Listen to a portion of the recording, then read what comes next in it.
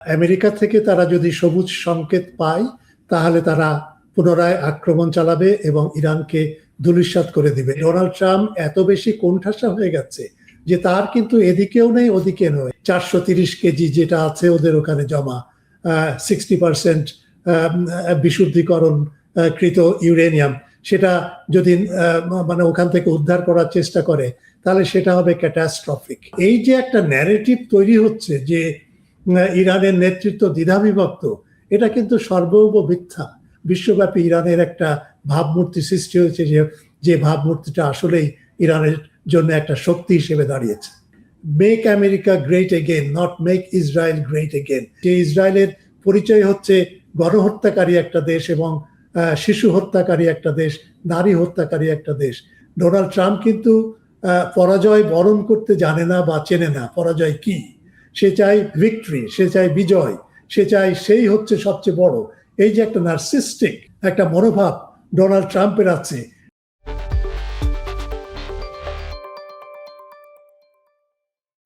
চর্চা ডিকোডে স্বাগত। এখনো পর্যন্ত আন্তর্জাতিক রাজনীতির পুরোটাই ঘিরে আছে, বা ভূ রাজনীতি যেটাকে আমরা বলি, তার পুরোটাকেই ঘিরে আছে কিন্তু ইরানে সাময়িক যুদ্ধবিরতি চলছে ঠিকই, কিন্তু আরেকদিকে লেবাননে হামলা অব্যাহত আছে, চোরাগোপ্তা হামলা, কখনো প্রকাশ্য হামলা। ইসরায়েল তার যে আগ্রাসী মনোভাব, তার যে নরসংহারের ভাবমূর্তি, সেইটাকে সে সবসময় তুলে ধরেছে এবং এখনও বাঁচিয়ে রেখেছে। এই মুহূর্তে ইরানের পররাষ্ট্রমন্ত্রী 3 দেশ সফর করেছেন। সব মিলিয়ে আমরা কথা বলবো। আমাদের সঙ্গে যুক্ত হচ্ছেন সিডনি থেকে অধ্যাপক বদরুল আলম খান। অধ্যাপক খান, আপনাকে স্বাগত। আপনাদের সবাইকে ধন্যবাদ এবং শুভেচ্ছা, এবং আমাকে এই আলোচনায় নেওয়ার জন্য আপনাকে ব্যক্তিগতভাবে ধন্যবাদ। তো আমরা দেখলাম যে ইরানের পররাষ্ট্রমন্ত্রী তিনি 2 বার পাকিস্তান গেলেন, মাঝখানে 2 পাকিস্তান সফরের মাঝখানে গেলেন ওমান, এবং তারপরে সেখান থেকে গেলেন মস্কো, এবং মস্কোতেও তিনি একটা বিপুল সংবর্ধনা পেয়েছেন, যেটা অনেক রাষ্ট্রনায়কও পান না। সেই রকম একটা পরিস্থিতিতে পুতিনের সঙ্গে তার বৈঠক হয়েছে বলে শোনা যাচ্ছে। তো এই রকম একটা পরিস্থিতিতে আসলে কি বার্তা দিচ্ছে এই যে আরাগাছির এই পুরো সফরটাই? হ্যাঁ, না, এটা একটা গুরুত্বপূর্ণ সফর, কিন্তু তার আগে আমাদের দেখতে হবে যে ইরানের পররাষ্ট্রমন্ত্রী আরাগচি কোথা থেকে কোথায় গেলেন এবং সেই সফরের কি গুরুত্ব ছিল বা কি কারণে তিনি গেলেন। তো প্রথমে তিনি গেলেন ইসলামাবাদে। এখন ইসলামাবাদে যখন যান তখন কিন্তু ডোনাল্ড ট্রাম্প ঘোষণা করলো যে হ্যাঁ, তিনি উইটকফ এবং কুশনারকে পাঠাবেন এবং সেখানে ডাইরেক্টলি ইরানের সাথে আলোচনা হবে। কিন্তু ইরান কিন্তু আগেই বলে দিয়েছিল যে না, আমরা আমেরিকার প্রতিনিধিদের সাথে আলোচনার জন্য সেখানে যাচ্ছি না, ইসলামাবাদে যাচ্ছি না, আমরা সেখানে যাচ্ছি দ্বিপক্ষীয় আলাপের জন্য। এখন এই দ্বিপক্ষীয় আলাপের ভেতরে একটা পয়েন্ট ছিল, সেটা হচ্ছে যে ইরান একটা নতুন প্রস্তাব দিচ্ছে এবং সেই প্রস্তাবটা মূলত 3 ভাগে বিভক্ত। একটা ভাগে সে বলছে যে কোনো আলোচনা সফল হতে গেলে প্রথমেই আমেরিকাকে ওয়াদা করতে হবে যে ইরানের বিরুদ্ধে আর কোনো আক্রমণ হবে না, এবং শুধু এটা আমেরিকার জন্য ওয়াদা না, ইসরায়েলকে ওয়াদাবদ্ধ হতে হবে যে ইরানের বিরুদ্ধে যেন সে আর কোনো আক্রমণ না হয়। এটা হচ্ছে এক।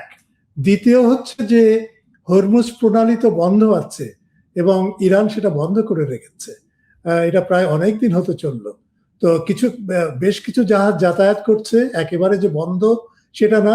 অন্যদিকে আমেরিকা তার অবরোধ সৃষ্টি করে রেখেছে পারস্য উপসাগরে, কিন্তু এই পারস্য উপসাগরে আমেরিকার অবরোধকে ডিঙিয়ে বা সেটাকে বলা চলে অবজ্ঞা করে অনেক জাহাজই যাতায়াত করছে, এবং সেই সব জাহাজের ভেতরে অধিকাংশই হচ্ছে ইরানের জাহাজ, তেলবাহী জাহাজ এবং অন্যান্য মালপত্রবাহী জাহাজ। আর তৃতীয় পয়েন্ট ছিল ইরানের, সেটা হচ্ছে যে নিউক্লিয়ার ইস্যুটা যেটা নিয়ে আমেরিকা অত্যন্ত তৎপর এবং এই আলোচনাটা সে প্রথমেই করতে চায়, সেই আলোচনাটা হবে একেবারে শেষে। ইরান এই যে 3টা ধাপে যে আলোচনা করতে চায়, প্রথম ধাপে ওয়াদা করতে হবে যে কোনো অ্যাটাক হবে না, দ্বিতীয় ধাপে হচ্ছে হরমুজ প্রণালীর একটা নতুন রেজিম স্থাপন করতে হবে, আর তৃতীয় দফায় হচ্ছে আলোচনা হবে নিউক্লিয়ার ইস্যুতে। এর একমাত্র কারণ হচ্ছে, যেটা ইরান প্রকাশ করেনি কিন্তু অনেক বিশেষজ্ঞরা এবং অনেক পর্যবেক্ষকরা বলছেন যে এটার কারণ হচ্ছে যে আমেরিকার উপরে ইরানের কোনো আস্থা নেই, এবং এই আস্থা না থাকার যথেষ্ট কারণ আছে। সেটা গত বছরের জুন মাসের 12 তারিখে 12 কি 13 তারিখে যখন হঠাৎ করে আলোচনার মধ্যে আক্রমণ করে বসে আমেরিকা এবং ইসরায়েল, আবার এই ফেব্রুয়ারি মাসের 28 তারিখেও একটা আলোচনা চলাকালে হঠাৎ করে আক্রমণ করে ফেললো। তো এর থেকে আস্থাটা কিভাবে হবে? সুতরাং ইরান চায় যে আমেরিকা প্রথমে একটা সিদ্ধান্তে আসুক এবং সেটা প্রমাণ করুক যে সত্যি আমেরিকা এটা চায় এবং এটা পালন করতে তারা প্রস্তুত আছে। যেমন এই যে বাইন্ডিং যে একটা দিতে হবে, যে একটা শর্ত দিতে হবে বা হলফনামা দিতে হবে যে আর কোনো আক্রমণ হবে না, তো সেটা যখন যদি আমেরিকা দেয় এবং সেটা যদি বাস্তবায়ন করে, তখনই ইরান বলছে আমরা পরের ধাপগুলোতে আমরা যাব, তার আগে না। সুতরাং সব ইস্যুগুলোকে একসাথে করে একটা মিটিং এর ভেতরে বসে আমরা সব সিদ্ধান্ত নিব, সেটা হচ্ছে না, সেটা কাজে দিচ্ছে না। সুতরাং এটাই হচ্ছে ইরানের নতুন যে স্ট্র্যাটেজি বা কৌশল। আর দ্বিপক্ষীয় আলোচনা যেটা পাকিস্তানের সাথে হয়েছে, সেটা হচ্ছে একটা করিডোর, স্থল একটা করিডোর সৃষ্টি করা, যেটার মাধ্যমে পাকিস্তান থেকে মালামাল যাবে ইরানে। এটা এখনো পর্যন্ত ছিল না, এবং ইরান সেটা পাকিস্তানের সাথে নেগোশিয়েট করে আলোচনা করে সেটা একটা সিদ্ধান্তে পৌঁছেছে, এবং এখন থেকে পাকিস্তানের উপর দিয়ে, ভূখণ্ডের উপর দিয়ে ইরানে মালামাল প্রবেশ করতে পারবে। এটা ইরানের জন্য একটা বড় একটা সুবিধা, এই কারণে যে ইরানের তো প্রয়োজন আছে, যদি হরমুজ প্রণালী খুব সচল না থাকে সম্পূর্ণ অর্থে, আর যদি কাস্পিয়ান সাগরের উপরেও যদি আক্রমণ করে, বিশেষ করে ইসরায়েল তো ইতিমধ্যে কয়েক দফা আক্রমণ করেছে, সুতরাং একটা অল্টারনেটিভ বিকল্প একটা পথ, এই বাণিজ্য পথ, এটা খোলার জন্য তা ইরান পাকিস্তানের কাছে অনুরোধ করেছিল এবং পাকিস্তান রাজি হয়েছে। এছাড়া তো পাকিস্তানের গডার যে বন্দর আছে বেলুচিস্তানের কাছে এবং ওমান সাগরের কাছে, সেখান থেকে চাবাহার বলে যে বন্দরটা ইরানের, সেটা খুব কাছাকাছি 80 কিলোমিটার দূরে। সুতরাং এইরকম একটা অ্যারেঞ্জমেন্ট রয়েছে। আর এরপরে আবার ইরানের পররাষ্ট্রমন্ত্রী ওমানে যান, এবং ওমানে যে সেখানে মূলত আলাপ হয়েছে, আমার যেটা মনে হয় এখনো প্রকাশ হয়নি, সেটা হচ্ছে যে দুই দফায় আলাপ। একটা হচ্ছে যে আবার নেগোসিয়েশন যেটা আমেরিকার সাথে হচ্ছে, আলাপ আলোচনা যেটা হচ্ছে ইসলামাবাদের বদলে ইরান ওমানের মধ্যস্থতায় আলোচনা করতে অনেক বেশি পক্ষপাতী, কারণ ওমান কিন্তু অনেক নিউট্রাল এবং অনেক সুন্দরভাবে করেছে, এরকম একটা ইরান ধারণা দিয়েছে ইসলামাবাদের থেকে। এটা এর অর্থ এই না যে পাকিস্তানের সাথে ইরানের কোনো মনোমালিন্য হয়েছে, কিন্তু আলোচনার জন্য মধ্যস্থতাকারীর ভূমিকা কি হওয়া উচিত সেটা ইরান এটা অনুভব করেছে, এবং সেই কারণে আব্বাস আরাচি যখন পাকিস্তানে গেলেন, তখন কিন্তু পাকিস্তানকে তিনি সব ডিটেল ব্রিফ করেছেন, কারণ যিনি মধ্যস্থতাকারীর ভূমিকা পালন করছে তারও তো জানা দরকার যে কোন পক্ষ কি চিন্তা ভাবনা করছে এবং আসলে ইস্যুগুলো কি। সুতরাং সেটা নিয়ে আলোচনা হচ্ছে। এখন ওমানে যে ওইটা একটা আলোচনা যে মধ্যস্থতাকারীর ভূমিকায় ওমান ফিরে আসবে কিনা, এক। আর দ্বিতীয় হচ্ছে যে হরমুজ প্রণালীর উপরে যে একটা রেজিম, নতুন একটা রেজিম, সেটা ওমানের সাথে আলাপ আলোচনা করে ইরান সেটা করতে চায়। এরপরে আবার ফিরে গেলেন আব্বাস আরাচি পাকিস্তানের, এবং সেখানে আলোচনা হলো। তারপরে এখন তিনি এলেন মস্কোতে, ঠিক মস্কোতে না, লেনিনগ্রাদে। আর লেনিনগ্রাদ এখন আমরা বলি না, এটা হচ্ছে সেন্ট পিটার্সবার্গ। তো সেখানে তিনি পুতিনের সাথে তার দেখা হলো। এখন এর আগে আমরা গত আলোচনায় আমরা বলেছিলাম যে ডোনাল্ড ট্রাম্পকে যদি বাঁচতে হয় তাহলে অবশ্যই রাশিয়া এবং চীনের সাহায্য তাকে নিতে হবে, এবং সেটাও আমরা লক্ষ্য করলাম 4 দিন আগে, অর্থাৎ আরাচি যাওয়ার 3 দিন আগে ডোনাল্ড ট্রাম্প কিন্তু পুতিনকে টেলিফোন করেছিলেন, এবং পুতিনের সাথে সেখানে আলোচনা হয়েছে, এবং আলোচনা 1 ঘন্টা 10 মিনিট হয়েছিল।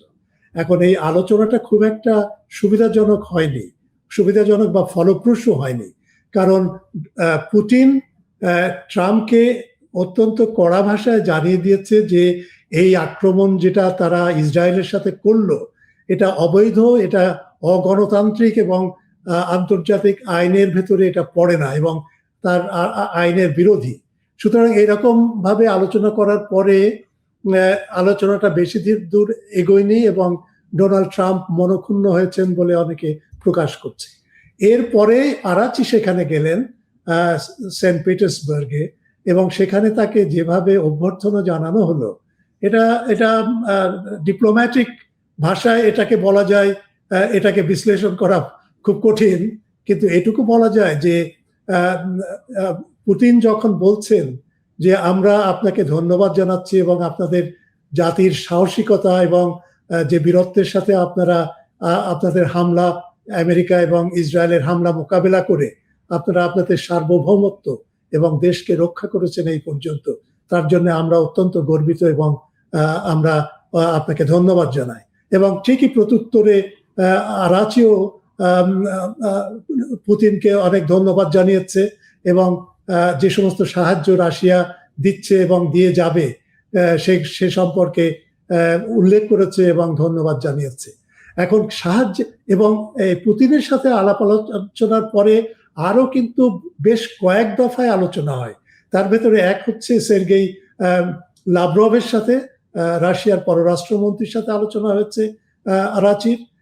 তারপরে হয়েছে সামরিক বাহিনীর কর্মকর্তাদের সাথে, বিশেষ করে প্রতিরক্ষা মন্ত্রী যিনি বেলাউসভ, তার সাথে আলোচনা হচ্ছে, দীর্ঘ আলোচনা, প্রায় 2.5 ঘন্টার মতো আলোচনা যতটুকু আমি জানতে পেরেছি। এবং আরো অন্যান্য নেতাদের সাথে আলোচনা হচ্ছে, বিশেষ করে মহাকাশের যে স্যাটেলাইট সিস্টেম যারা যে রাশিয়া যেটা রেগুলেট করে তার যে প্রধান, তার সাথেও আরাচির আলাপ হয়েছে। সুতরাং এমন একটা কম্প্রিহেন্সিভ একটা আলোচনা, একটা সার্বিক দিকগুলো নিয়ে এই যে আলোচনাটা হলো, এবং সেখানে আরাচিকে যেভাবে সম্বর্ধনা জানানো হলো, এটা আসলেই রাশিয়া এবং ইরানের সাথে যে ঘনিষ্ঠ সম্পর্ক, এবং যেটাকে বলে স্ট্র্যাটেজিক ডিফেন্স অ্যাক্ট, যেটা কম্প্রিহেন্সিভ স্ট্র্যাটেজিক ডিফেন্স অ্যাক্ট, এবং এই কথাটা তারা উল্লেখও করেছে বারবার। আমার ভবিষ্যৎবাণী হচ্ছে এই যে যুদ্ধ শেষ কবে হবে সেটা আমরা বলতে পারছি না, কিন্তু যুদ্ধ শেষ হওয়ার পরে দুটো জিনিস ঘটবে। একটা হচ্ছে ইরান, রাশিয়া এবং চীনের সাথে এমন একটা প্যাক্ট হতে যাবে যে প্যাক্টটা আরো উন্নত পর্যায়ে নিয়ে যায়, এখন যে পর্যায়ে আছে তার থেকে আরো উন্নত পর্যায়ে। উন্নত পর্যায়ে বলতে আমি বোঝাতে চাই যে যেমন ধরেন আমাকে আক্রমণ করলে আমি তোমার পাশে এসে দাঁড়াবো, তোমাকে আক্রমণ করলে আমি তোমার পাশে এসে দাঁড়াবো, এটা হচ্ছে এক। আর দ্বিতীয় হচ্ছে যে ওই যে F-35 যেটা ঘায়েল করেছিল ইরান, সেটা কিন্তু রাশিয়ার S-400 যে ক্ষেপণাস্ত্র বিধ্বংসী যে ব্যবস্থা, সেটার কারণে। সুতরাং সেখানেও কিন্তু একটা কম্প্রিহেন্সিভ এয়ার ডিফেন্স সিস্টেম, যেটা মানে স্থাপন করতে প্রায় 2 বছর লেগে যায়, ট্রেনিং দেওয়া সহ ইত্যাদি ইত্যাদি মিলিয়ে। সেই দিকটা ইরান নিশ্চয়ই ভাববে বলে আমি মনে করি, যখন যুদ্ধ শেষ হবে এবং যখন পরিস্থিতি আর একটু ঠান্ডা হবে, তখন এই দিকগুলো, এই দুটো দিক আমার কেন জানি মনে হয় প্রথমে আলোচনায় চলে আসবে, এই দুই দেশ এবং ত্রিপক্ষীয় আলোচনায় চীনকে অন্তর্ভুক্ত করে। তো একটা দেখা যাচ্ছে যে ইরান এই হামলার শিকার, অন্যায় হামলার শিকার হওয়ার পরেও কোনো মুসলিম দেশ সেইভাবে বা প্রকাশ্যে ইরানের পাশে কিন্তু নেই। ইরানের পাশে যদি কেউ প্রকাশ্যে থাকে, সেই দুটি দেশ চীন এবং রাশিয়া। পাশাপাশি কেউ যদি ইরানের পক্ষে মুখ খুলে থাকে সেটি হচ্ছে স্পেন। তো এরকম একটা অবস্থায় আপনার এই আরাগাচির এই সফর, এটাকে আমেরিকা বা ইসরায়েল বা তাদের মিত্ররা কি দৃষ্টিতে দেখছে?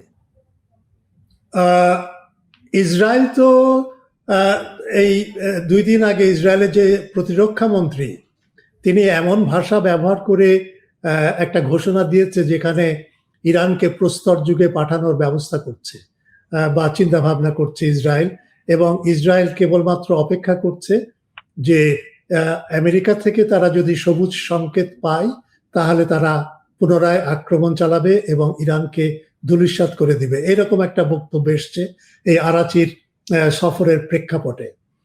আরাচির সফরের প্রেক্ষাপটটা আরেকটা ব্যাপার আমাদের জানা দরকার, সেটা হচ্ছে যে আমেরিকা কিন্তু এতদিন ধরে বলে এসছে যে ইরানের নেতৃত্বের ভেতরে নানা ধরনের কোন্দল আছে এবং সেই কারণে তারা আমেরিকা বুঝতে পারছে না যে কার সাথে সে আলাপ আলোচনা করবে, নেগোশিয়েট করবে, অথবা ইরানের পক্ষ থেকে যে একটা সম্মিলিত বা যৌথ একটা তাদের লিডারশিপ থেকে একটা প্রস্তাব আসবে সেটাও আমেরিকা আশা করছে না। অর্থাৎ আমেরিকা তো বটেই, এবং পশ্চিমা বিশ্বের সংবাদ প্রতিষ্ঠানগুলো তারা এখন চেষ্টা করছে, বিশেষ করে আরাচির এই সফরের প্রেক্ষাপটে তারা এই প্রচার করতে চেষ্টা করছে যে ইরানের নেতৃত্ব দ্বিধাবিভক্ত এবং সেখানে কোনো ঐক্যমত নেই, এবং সেই ঐক্যমত্যতার যেহেতু নেই সেহেতু ইরানের সাথে আলাপ করার কোনো প্রশ্নই ওঠে না। আসলে ব্যাপারটা হচ্ছে যে ডোনাল্ড ট্রাম্প এত বেশি কোণঠাসা হয়ে গেছে যে তার কিন্তু এদিকেও নেই ওদিকে নয়। একদিকে ইসরায়েল তাকে চাপ দিচ্ছে যুদ্ধ চালিয়ে যাওয়ার, অন্যদিকে তার জেনারেলরা বলছে যে এই যুদ্ধে এখন একমাত্র উপায় হচ্ছে যদি আমরা আমেরিকার স্থল ও বাহিনীকে আমরা যদি নিয়োগ করি, এছাড়া বিমান দিয়ে আক্রমণ করে বা নৌবহর ব্যবহার করে আর কিছু করার নেই যেটাতে ইরানকে নতজানু করা যাবে। সুতরাং একমাত্র পথ আছে এই স্থল বাহিনী, এবং এটাও তারা যোগ করছে যে স্থল বাহিনীকে যদি পাঠানো হয় কোনো দ্বীপে বা কোনো ইরানের অভ্যন্তরে, গভীর অভ্যন্তরে, বিশেষ করে পারমাণবিক যে কেন্দ্রগুলো, গবেষণা কেন্দ্র আছে, এবং সেখান থেকে ইস্পাহান থেকে ওই নিউক্লিয়ার যে 430 কেজি যেটা আছে ওদের ওখানে জমা, 60% বিশুদ্ধিকরণ কৃত ইউরেনিয়াম, সেটা যদি মানে ওখান থেকে উদ্ধার করার চেষ্টা করে তাহলে সেটা হবে ক্যাটাস্ট্রফিক, সেটা আমেরিকার আর্মির জন্য একটা ধ্বংস, এবং এটাকে বলছে কামাকাজি টাইপের, তার মানে আত্মহত্যার সামিলের মতো আমেরিকার বাহিনীর জন্য। সুতরাং এই দুইয়ের চাপে ডোনাল্ড ট্রাম্প কিছুই করতে পারছেন না। আর এই যে একটা ন্যারেটিভ তৈরি হচ্ছে যে ইরানের নেতৃত্ব দ্বিধাবিভক্ত, এটা কিন্তু সর্বৈব মিথ্যা এই কারণে যে আপনি ইরানের নেতৃত্বকে দেখেন, এরা কিন্তু প্রত্যেকেরই বয়স হচ্ছে এই 65 থেকে, কেবলমাত্র পেজেশকিয়ানের বয়স হচ্ছে 71 বছর, আর বাকিদের বয়স হচ্ছে 61, 62, 65 এই রেঞ্জে। এবং আয়াতুল্লাহ খামেনি যিনি এখন নেতৃত্বে আছেন, তার বয়স হচ্ছে 61 বছর মাত্র। সুতরাং এই মোস্তফা খামেনি যিনি, তার বয়স হচ্ছে 56 বছর, 61ও না। আর বাকিদের হচ্ছে 63, 64, 67, আর পেজেশকিয়ানের বয়স মাত্র 71 বছর। এরা সবাই কিন্তু ওই ইরানের বিরুদ্ধে ইরাকের যে আক্রমণ, এবং সেটা আমেরিকার প্ররোচনায় যে আক্রমণ করেছিল ইরাক, সেই আক্রমণের যে যুদ্ধ শুরু হয় সেই যুদ্ধে এরা প্রত্যেকেই অংশগ্রহণ করেছে। সুতরাং তাদের ভেতরে যুদ্ধক্ষেত্রে যে বন্ডটা ডেভেলপ করে, সেই বন্ড এত বেশি শক্তিশালী হয় যে অন্য কোনো ভাবেই কিন্তু এরকম একটা শক্তিশালী বন্ড গড়ে তোলা যায় না। এবং ইরানের প্রত্যেকেই, সে মুস্তফা খামেনি থেকে শুরু করে মোহাম্মদ গালিবাফ যিনি ইরানের স্পিকার পার্লামেন্টের, আরাচি তার বয়স 63, আইআরজিসির ভালিডি যিনি হচ্ছে আইআরজিসির প্রধান, এবং মাসুদ পেজেশকিয়ান তো একজন হার্ট স্পেশালিস্ট, মানে হার্ট সার্জন, তো সেও কিন্তু এই যুদ্ধে ছিল একজন মেডিক হিসেবে, একজন মেডিকেল মেডিকেল কি বলে সার্জন হিসেবে। সুতরাং এদের ভেতরে যে বন্ড গড়ে উঠেছে সেটা কিন্তু অপ্রতিরোধ্য। সুতরাং আমেরিকা যতই করুক না কেন এই সমস্ত প্রচারণা চালিয়ে, এবং পশ্চিমা মিডিয়া যতই প্রচারণা চালাক, ইরানের নেতৃত্ব অটুট আছে এবং সবাই কিন্তু প্রশংসা করছে যে ইরানের যে কূটনৈতিক তৎপরতা এবং সেই কূটনীতির সামনে আমেরিকার কূটনীতি যে একেবারে বাল্য খেললো মতো সেটা সবাই বুঝতে পারছে। আপনি লক্ষ্য করে দেখেন ইরান কেন আলোচনা করতে চায় না এখন আমেরিকার সাথে, তার প্রধান কারণ ইতিমধ্যে জানিয়ে দিয়েছে পাকিস্তানকে আরাচি। সেটা হচ্ছে এই যে ডেলিগেশন আমেরিকা পাঠাচ্ছে সে ডেলিগেশন কম্পিটেন্ট না, দক্ষ না। উইটকফ একজন ব্যবসায়ী, তার এই নিউক্লিয়ার সায়েন্স সম্পর্কে কোনো ধারণা নেই, সে কিছুই জানে না, টেকনিক্যাল মানে কূটনীতি সম্পর্কে তার কোনো অভিজ্ঞতা নেই। কুশনারও একই ব্যাপার। কুশনারকে আলোচনা সভায় রাখার অর্থ হচ্ছে ওখানে নেতানিয়াহুকে বসানো, অর্থাৎ সে নেতানিয়াহুকে রিপ্রেজেন্ট করে। সুতরাং সেখানে এবং তার কোনো ধারণা নেই কিভাবে কূটনীতি পরিচালনা করতে হয়, কিভাবে বিশেষ করে পারমাণবিক নেগোসিয়েশন যেগুলো 2 বছর ধরে বারাক ওবামা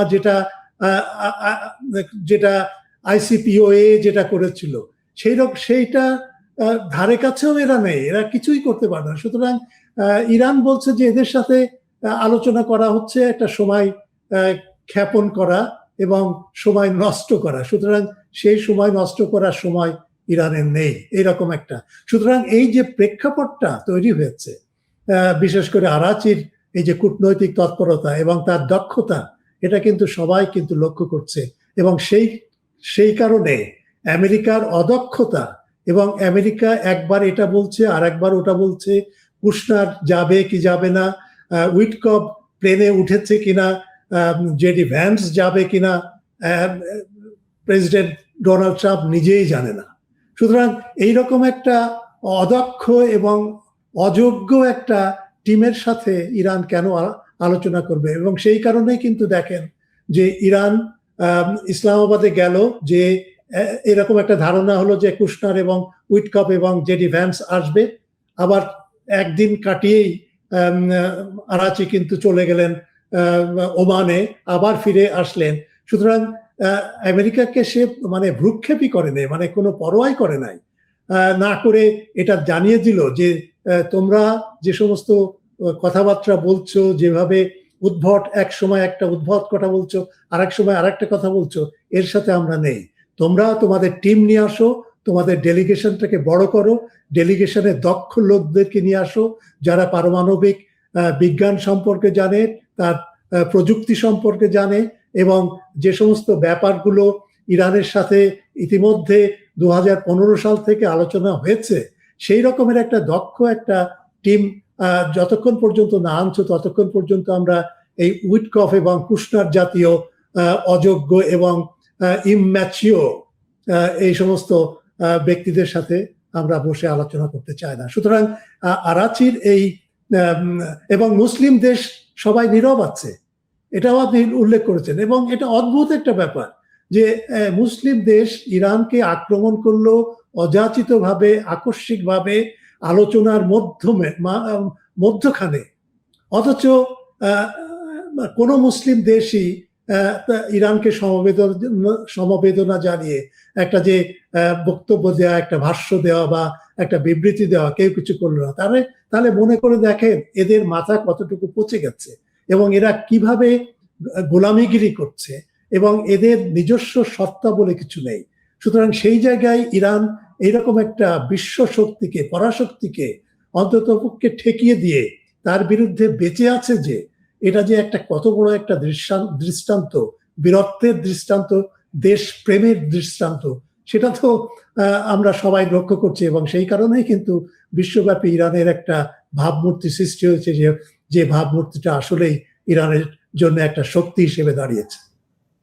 তো আমরা যদি এবার একটু অন্য প্রসঙ্গে আসি, যে এই মুহূর্তে আপনার আমেরিকায় মধ্যবর্তী নির্বাচন নভেম্বরে, আপনার নেসেটের নির্বাচন, ইসরায়েলে যে নেসেটের নির্বাচন হবে সেটাও অক্টোবর নভেম্বরে হওয়ার কথা।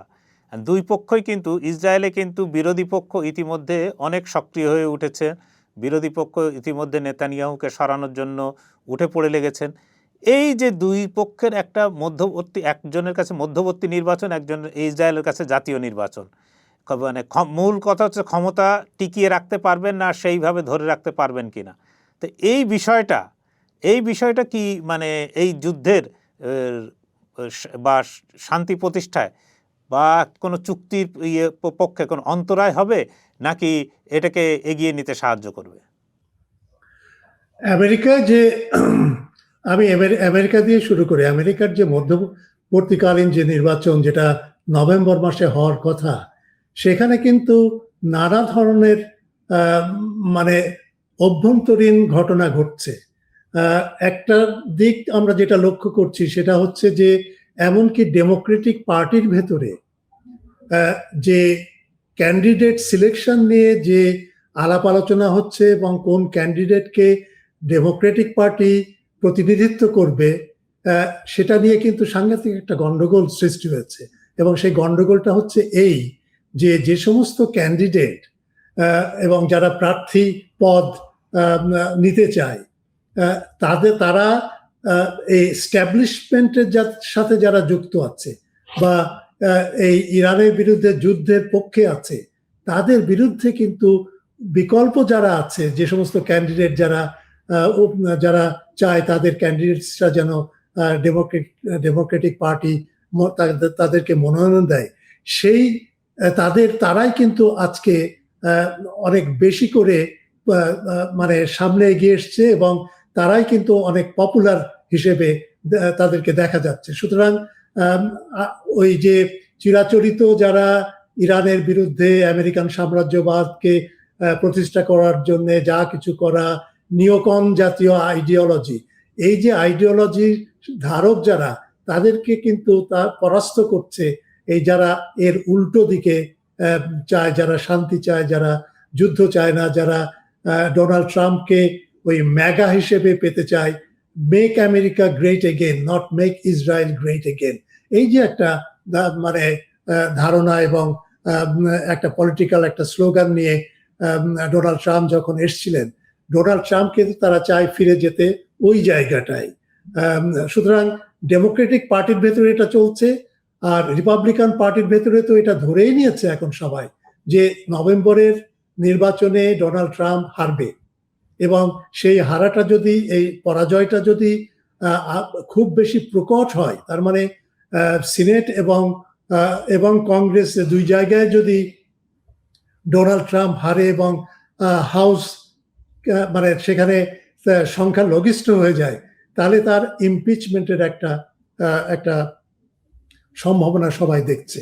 সুতরাং এটা কিন্তু শান্তি আলোচনার ক্ষেত্রে একদিক থেকে বাধা হতে পারে, আর একদিক থেকে এটা কিছুটা সহায়ক হতে পারে, এই কারণে যে ডোনাল্ড ট্রাম্প কিন্তু যদি বুঝতে পারে, যে এক পর্যায়ে যদি বুঝতে পারে আর এক সপ্তাহ বা দেড় সপ্তাহের ভেতরে যে না, তেলের দাম প্রচন্ড ভাবে বাড়ছে, অন্যান্য জিনিসপত্রের দামও বাড়ছে, সারের দাম বাড়ছে, সুপার মার্কেটে ওই যে অ্যালুমিনিয়াম ফয়েল পাওয়া যাচ্ছে না, কারণ এটা গালফ স্টেটদের থেকে ওখান থেকে আসতে পারছে না।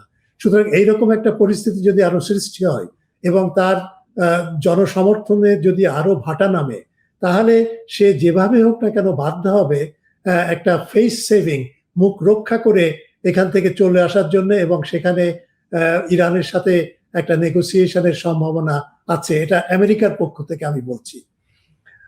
ইসরায়েলের ভেতরে কিন্তু অলরেডি একটা দ্বন্দ্ব শুরু হয়ে গেছে।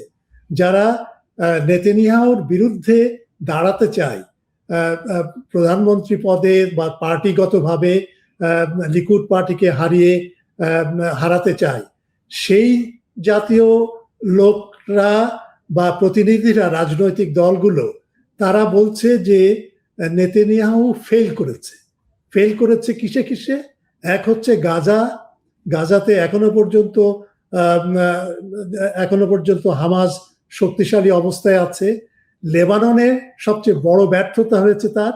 লেবাননে ব্যর্থতা হচ্ছে হিজবুল্লাহ এইবার কিন্তু দেখিয়ে দিয়েছে যে হিজবুল্লাহ একটা বড় শক্তিশালী একটা রাজনৈতিক এবং সামরিক একটা প্রতিষ্ঠান, এবং তাকেও তুমি ঘায়েল করতে পারোনি বা তাকেও তুমি নিউট্রালাইজ করতে পারোনি।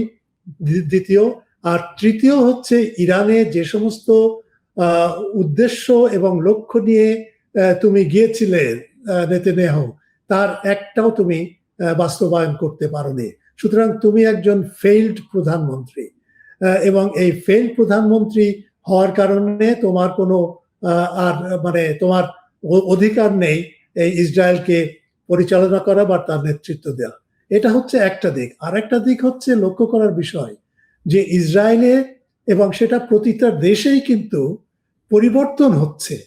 পরিবর্তন কিরকম? যেমন ইসরায়েলকে আমরা জানতাম যখন 1948 সালে, তখন একটা ধারণা সৃষ্টি করা হয়েছিল যে ইসরায়েল হচ্ছে একটা সোশ্যালিস্ট, একটা ডেমোক্রেটিক একটা দেশ, এবং যে দেশ মানে ভূমি সংস্কারে উদ্বুদ্ধ, শিল্পায়নে উদ্বুদ্ধ, এইরকম একটা ভাবমূর্তি কিন্তু তৈরি হয়েছিল। একটা গণতান্ত্রিক দেশ, এরকম একটা ভাবমূর্তি তৈরি হয়েছিল। সেই ভাবমূর্তি কিন্তু এখন আর নেই। এখন ইসরায়েল সম্পূর্ণভাবে এমন একটা ধর্মীয় শক্তির হাতে জিম্মি হয়ে আছে। শুধু জিম্মি বলবো না, ইসরায়েলের প্রায় 80% মানুষই কিন্তু সেটাই বিশ্বাস করে যে একটা ধ্বংস একটা অবধারিত, এবং সেই ধ্বংসের প্রক্রিয়াটাকে কিভাবে ত্বরান্বিত করা যায় সেটাই হচ্ছে ইসরায়েলের নেতৃত্বের প্রধান কাজ হবে। তার মানে ধ্বংস, ধ্বংস এবং ধ্বংস। সেটা ইরানকে ধ্বংস, এমনকি ইসরায়েলের ধ্বংসও যদি হয় তাতেও কোনো আপত্তি নেই। লেবাননকে ধ্বংস করো, গাজাকে ধ্বংস করো, ইয়েমেনকে ধ্বংস করো, প্রয়োজন হলে মিশরকে ধ্বংস করো, তুরস্ককে ধ্বংস করো। এই ধ্বংস করে যে একটা এসক্যাটোলজিক্যাল, এবং এই যে আর্গাডেমন বলে যে কনসেপ্ট আছে, যেটা ধ্বংসের পরে যীশু খ্রিস্ট চলে আসবেন, তারপরে ইসরায়েলকে পুনরায় একটা উজ্জীবিত একটা শক্তিতে পরিণত করবেন, এই যে একটা ধারণা, যে রিলিজিয়াস একটা এসক্যাটোলজিক্যাল ধারণা, এটা কিন্তু এমনভাবে বদ্ধপরিকর হয়ে আছে, এমনভাবে মজ্জাগত হয়ে আছে ইসরায়েলের সোসাইটিতে, যে যদি কোনো নতুন লোকও আসেন, রাজনৈতিক ব্যক্তিত্ব আসেন বা রাজনৈতিক দল আসে লিকুদ বাদে, তারা আরো বেশি তীব্র হয়ে ইরানকে আক্রমণ করবে না এরকম কোনো গ্যারান্টি নেই। কারণ যুদ্ধই হচ্ছে ইসরায়েলের একমাত্র পথ এবং একমাত্র মন্ত্র। এবং নেতানিয়াহু কিন্তু আজকে যদি যুদ্ধ বন্ধ হয়ে একটা স্থিতিশীল পরিস্থিতির দিকে যায় এবং ইসরায়েলের নির্বাচন হয়, তাহলে সে তো হারবে, অবশ্যই হারবে। সেই সাথে তাকে জেলে যেতে হবে। তার বিরুদ্ধে যে সমস্ত কেসগুলো আছে, সেই কেসগুলো তো সহজ কেস নয়। নানা ধরনের দুর্নীতির মামলা, এটা ওটা মিলিয়ে সে অত্যন্ত জটিল একটা পরিস্থিতি আছে। তারপরে তার স্বাস্থ্যও ভগ্ন, এটাও কিন্তু মানে উচ্চারিত হচ্ছে। তার প্রস্টেট ক্যান্সার, তার হার্টের জন্য সার্বক্ষণিকভাবে সে যখনই ভ্রমণ করে তখনই তার সাথে দুইজন ডাক্তার যান, একজন সার্জন আর একজন হচ্ছে মেডিকেল ডক্টর। সুতরাং এই প্রচারও হচ্ছে যে সে ইনকেপেবল, সে অক্ষম এখন, সুতরাং তাকে বাদ দিয়ে আরেকজনকে আনা। সুতরাং এই দুটো ইলেকশনের যে ফলাফল, সেই ফলাফলটা কিভাবে এই ইরানের বিরুদ্ধে যুদ্ধের যে চূড়ান্ত যে পরিণতি, সেটাকে কতটুকু কিভাবে প্রভাবিত করবে সেটা এখনই বলা মুশকিল। কিন্তু আমি এটুকু বলতে পারি যে ইসরায়েলের ক্ষেত্রে যেই আসুক না কেন, নেতানিয়াহু থেকে আরো বেশি কঠোর হতে পারে, এবং ওই ধ্বংসটাই তারা চায়, ইরানের ধ্বংস, আরো অন্যান্য পার্শ্ববর্তী দেশের ধ্বংস। এভাবেই ইসরায়েল নিজেকে টিকিয়ে রাখতে চায়, এবং এইভাবে সে ওই গ্রেটার ইসরায়েলের একদিকে ধ্বংস আর একদিকে জমি অধিকার করে দেশকে তাদের আওতায় নিয়ে একটা গ্রেটার ইসরায়েলের স্বপ্ন দেখে। এবং সেই স্বপ্নটা যীশু খ্রিস্টের পরবর্তী আগমনের পরে হয়তো সেই গ্রেটার ইসরায়েলের একটা ধারণা বাস্তবায়ন সম্ভব হবে, এটাও কিন্তু তাদের ভেতরে আছে। সুতরাং এখনই খুব সুনির্দিষ্টভাবে বলা খুব কঠিন হচ্ছে যে আসলে এই দুই নির্বাচনের ফলাফল কতটুকু প্রভাব বিস্তার করবে এই সংঘর্ষের চূড়ান্ত ফলাফলে। তো আমরা যদি এই ইসরায়েল যে ধ্বংস চায়, তা আমরা যদি একটু পিছিয়ে যাই 1950-এর দশকে, যখন ইসরায়েল ফ্রান্স এবং ব্রিটেনের সঙ্গে মিলে সুয়েজ খাল নিয়ে আপনার মিশরকে আক্রমণ করলো। সেই সময় কিন্তু সোভিয়েত ইউনিয়ন মিশরের পাশে দাঁড়ানোয় পরবর্তীতে কিন্তু মিশরই শেষ পর্যন্ত জিতেছিল। আর এবার যদি তুলনা করি 2026-এ ইরান একটা হরমুজ প্রণালী আক্রান্ত হওয়ার পরে সে বলল যে হরমুজ প্রণালীর উপর নিয়ন্ত্রণ বা সার্বভৌমত্ব তার, এবং তার পাশে এসে দাঁড়িয়েছে কে? সেই সোভিয়েত ভেঙে যাওয়া অংশের সবচেয়ে বড় অংশ রাশিয়া এবং আরেক মহাশক্তি চীন।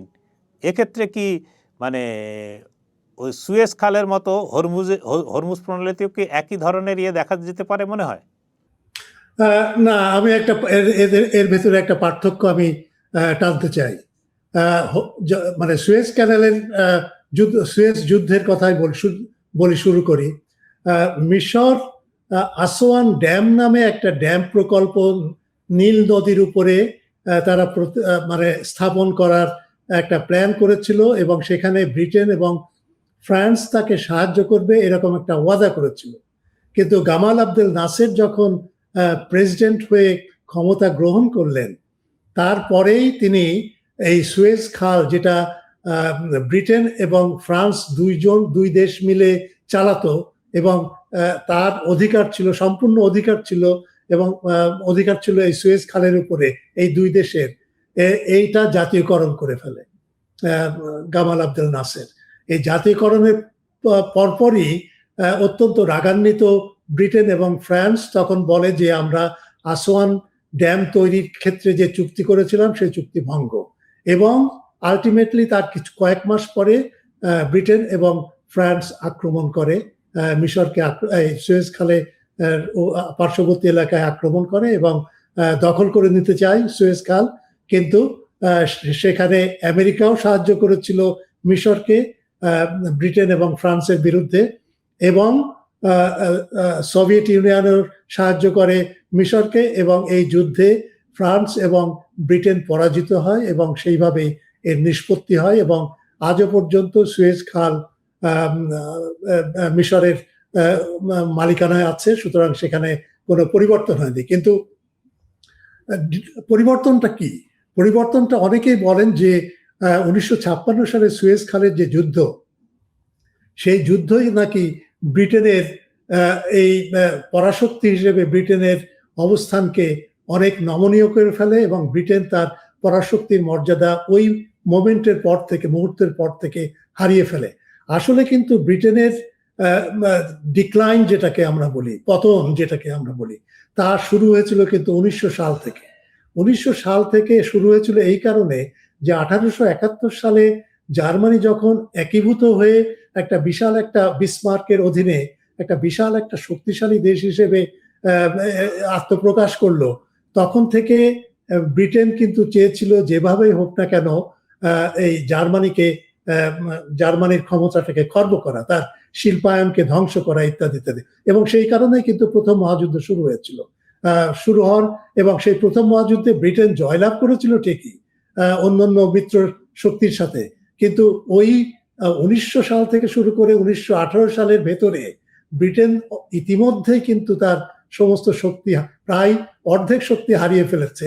এবং সেই কারণে ব্রিটেনের যে পরাজয়টা সুয়েজ খালকে কেন্দ্র করে, হ্যাঁ সেটা অবশ্যই সঠিক, কিন্তু ব্রিটেনের যে পতন, সেই ধরনের পতন কিন্তু আমি ইরানের সাথে আমেরিকার যে যুদ্ধ হচ্ছে এবং সেখানে রাশিয়া ইরানকে সাহায্য করছে, সেই একই প্রেক্ষাপটে আমি দেখতে চাই না। এই কারণে যে হ্যাঁ, আমরা সবাই বলছি যে মার্কিন যুক্তরাষ্ট্রের যে আগের যে ক্ষমতা ছিল, সেই ক্ষমতা কিন্তু এখন আর সেইভাবে নেই। তার ক্ষমতা অনেক কমে এসছে, অর্থনৈতিকভাবে কমে এসছে। 1945 সালের পরে আমেরিকার অর্থনীতি ছিল সারা বিশ্বের জিডিপির 50%, মানে অর্ধেকই প্রডিউস করত মার্কিন যুক্তরাষ্ট্র। এখন সেটা দাঁড়িয়েছে 31 থেকে 32%, এবং এই জায়গাটা দখল করে নিয়েছে চীন এবং আরো অন্যান্য এশীয় দেশগুলো।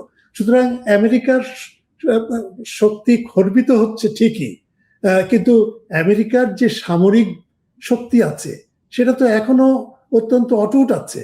কিন্তু একটা বিষয় ভাবার ব্যাপার, যে এই পরিপ্রেক্ষিতে ভাবার ব্যাপার যে এখনকার যুদ্ধ কিন্তু অন্য ধরনের যুদ্ধ হিসেবে চলে এসছে। সেটা হচ্ছে যে অ্যাসিমেট্রিক ওয়ার, অসামঞ্জস্যপূর্ণ যুদ্ধ। একটা দুর্বল দেশ, তুলনামূলকভাবে দুর্বল দেশ একটা অত্যন্ত শক্তিশালী দেশকে কিন্তু পরাভূত করতে পারছে। এবং তার একটা উদাহরণ বিশেষ করে সামরিক খাতে সেটা হচ্ছে ইরান এবং আমেরিকার এই যে যুদ্ধটা। সুতরাং একদিক থেকে আমরা বলতে পারি যে হ্যাঁ, মার্কিন যুক্তরাষ্ট্রের ক্ষমতা কমে এসছে, কিন্তু একটা যে টোটাল পরাজয় যেটা ব্রিটেন সাফার করেছিল সুয়েজ খালের যুদ্ধে, সেই রকমের পরিণতি আমেরিকার ক্ষেত্রে হবে না। কিন্তু আমেরিকার ভাবমূর্তির একটা বড় ক্ষতি হবে। তার যে বিশ্বব্যাপী তার যে একটা ভাবমূর্তি ছিল এবং সবাই তার অধিকাংশ দেশই কিন্তু তার উপরে একটা ভরসা করত যে হ্যাঁ, আমেরিকা ন্যায় নীতি মেনে চলে, মানে অন্ততপক্ষে বাণিজ্যের ক্ষেত্রে বা অন্যান্য ক্ষেত্রে একটা সিস্টেম আমেরিকা দাঁড় করিয়েছে।